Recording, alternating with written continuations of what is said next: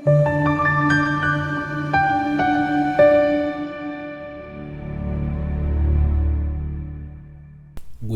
ukukhuluma nawe kwi-channel.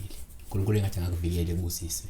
Ekulwela izimpi, ekulwele kulabo abakuthakathayo, akulwele kulabo abakuzamayo ukwenza okubi. Abakufisela okubi behluleke. iBhayibheli lithi bayokulwa nawe kepha bayakwahlula. Namanje sisho njalo sithi kubona bonke abamelene nawe abehluleke.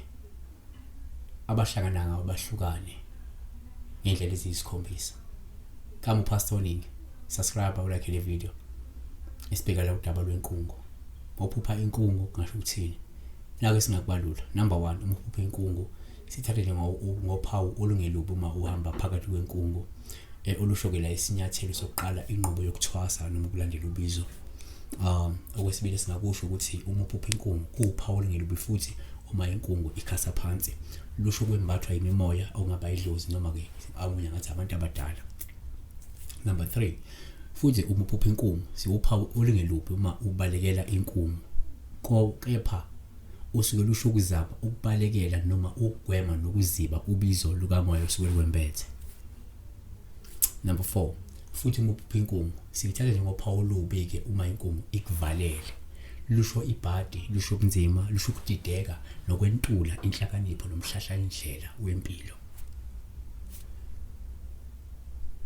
Number 5, uma uphupha inkungu uphawu olubi uma inkungu ikuvalele. Lusho ibhadi, ingozi noma uzumo noma ukhaqwa izitha ungalindele. Futhi asikusho ukuthi uma uphupha inkungu singaphinde sithathe njengophawu olubi uma inkungu isikuvalele.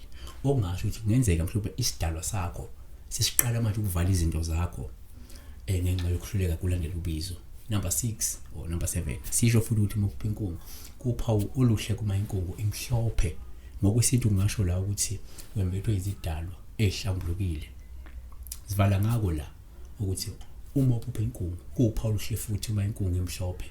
Lungasho nje inhlanhla, lungasho isibusiso, lingasho nobungcwele, lungaphinde lisho ubukhona bukaNkulunkulu. Siyabonga. Akhohlwa kwenza kubalekile, subscribe like le video. Bese uzokufanele unikele kule channel. Khona account, you can become a member. Lokho kuyovumela ukuthi ungakwazi ukunikela ngemali engango R9 every month. Siyabonga.